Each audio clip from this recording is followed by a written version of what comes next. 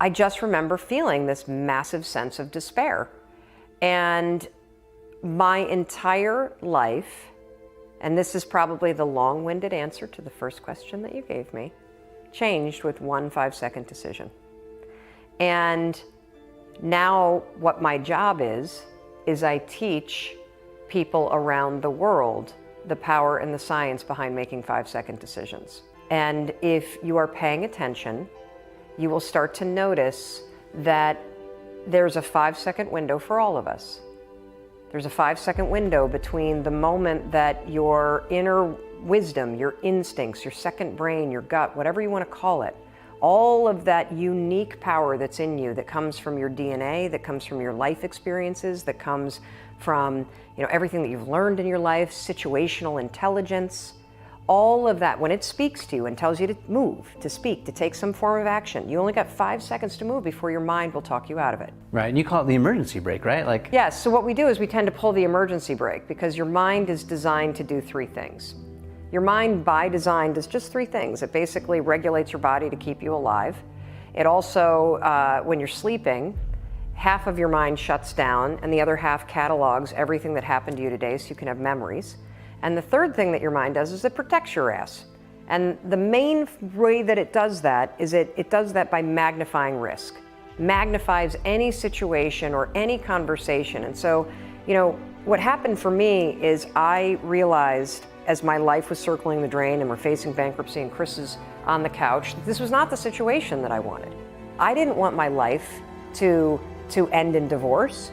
I didn't want to be in financial ruin. I didn't want to be depressed. I didn't want to be anxious. And here's the truly screwed up thing.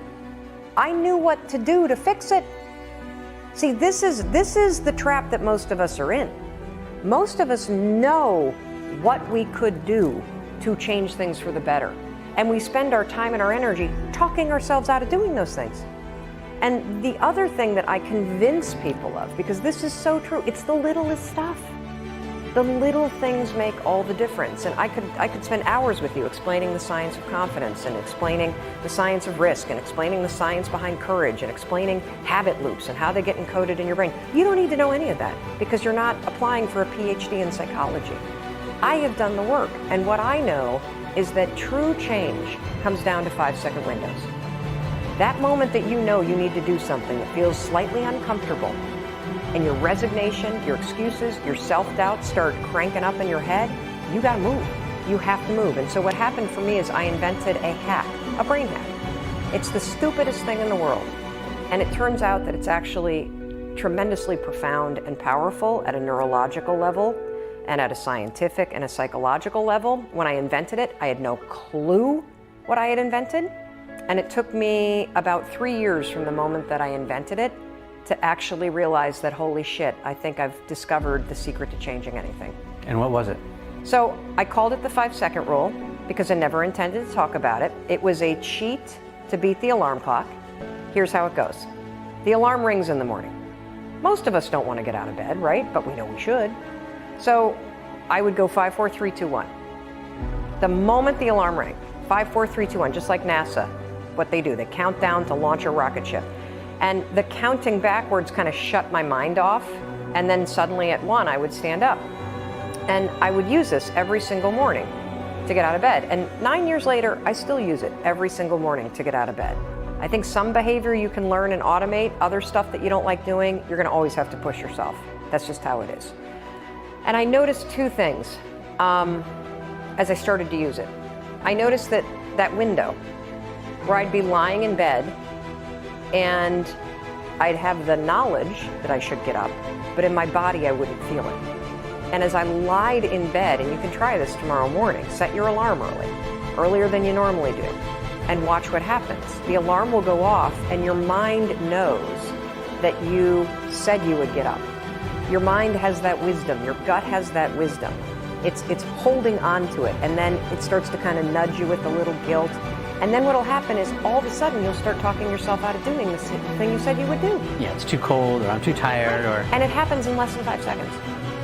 And so what I know is that those are 2 different parts of your brain going. at once. And if you go 5, 4, 3, 2, 1, you interrupt the habit of self-doubt and the habit of talking yourself out of it and shutting down the part of the brain that actually minimizes your power, and you awaken the part of the brain that is active in functional MRIs when you're trying to change. And so all you need to know to change anything is A, you're never going to feel like it. You're never going to feel ready to start that business. You're never going to feel ready to have that hard conversation. You're never going to feel like getting out of bed. You're never going to feel like it's a good idea to apply for that promotion. We're designed to stay comfortable and safe. So if you know that you're A, never going to feel like it, and B, that no one's coming, it's up to you. You're not a kid anymore. I'm dead serious about this.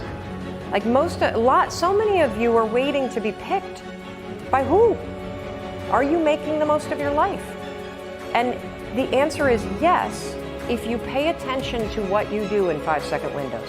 Are you the kind of person that when your instincts come alive and they want to nudge you to go talk to that cute gal across the way or raise your hand in a meeting and share that idea? Are you the kind of person that pushes yourself to step into that? Or do you pull back? That's the power of a 5-second decision, because you can't choose how you feel. You can't. Yeah, maybe you can go and become a Buddhist monk and meditate for 4 months and get full control of your physiology, and yeah, technically you can control how you feel, but you and I can't. We got a job, you got kids you got to raise. You can't, that's not possible. So you can do something else. You can actually disregard your feelings. You can become the kind of person that is so in tune with the values that you have and what you actually want, that when feelings rise up, you can choose to act however you want despite them. Even if you're tired, you can still go to the gym. Even if you're annoyed with your spouse, you can still speak in a manner that's loving. Even if you don't feel like doing that hard work, you can still push yourself to do it. Your feelings aren't a choice. Your behavior and your thoughts are always a choice.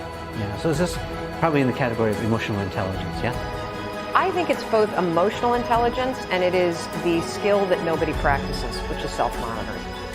So the greatest capacity, I believe, in the next 10 years for people, particularly as technology accelerates, is do you have the ability to focus on what matters, and do you have control over your thoughts and actions? And so, emotional intelligence, yes. I tend to think about emotional intelligence more about reading other people and kind of understanding who you are and how you are.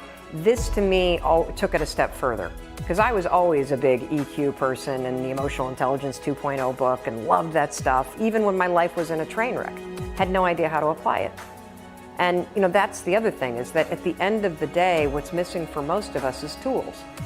So, a lot of people that mainline personal development content have been reading about making changes for 10 years, but they don't do it. How did you get out of that train wreck, by the way? The 5-second rule. So, but you can't take those 5 seconds to the bank, right? Oh, yes, you can. So how'd you do it? Break it down. What are you going to do? What would you do if you had a restaurant that was failing? Probably figure out how to cut bait, or sell the assets, Yes. or pivot, or flip it, or doing something else. Yes, and all those things require you to have conversations. They require you to do research. They require you to walk into a bank. They require you to renegotiate things with your landlord. You have the answers up here. Do you have the courage and the tool to push yourself to do those things that are terrifying? That it's easier to tell yourself, oh, that's not going to work, so I might as well not even try it. You have no idea. Yes. And so what happened is, once I started using it to get out of bed on time, 5, 4, 3, 2, 1, get up, I started to notice, holy cow, all day long there are these 5-second windows where I know what I should be doing. Maybe I should use this stupid thing to take control of my head and push myself to do those things too. And so I went from sleeping in and hitting the snooze alarm 3 times, 4 times, 5 times a day, to getting up on time, getting to the gym, not having 4 Manhattans a night, speaking to Chris differently. Instead of complaining about the fact that I had lost this television show with Fox, actually picking up the phone and cold calling for auditions, something that I was terrified to do. And slowly but surely, because I was changing myself 5 seconds at a time, making decisions that scared me, making decisions that I was convinced weren't going to work. I was doing it anyway. I started to change. I became the kind of person that stopped thinking about stuff and complaining about stuff, and I became the kind of person that I always had wanted to be, the kind of person that makes things happen. I saw myself changing. And what happens is, you can follow anybody's step-by-step program. You can, and it might work. Most of them do. Every diet will work. The problem is we don't go internal first. You cannot change your life unless you go inside first, you figure out who you are, what your own wisdom is telling you to do, and you start to actually believe it and follow it. Because if you don't develop simply the ability to get up when you said you would, to eat what you said you would, to exercise because you said you would, to talk in a way to your kids that's patient because you said you would, you will never have the self-confidence to succeed in any environment. You won't.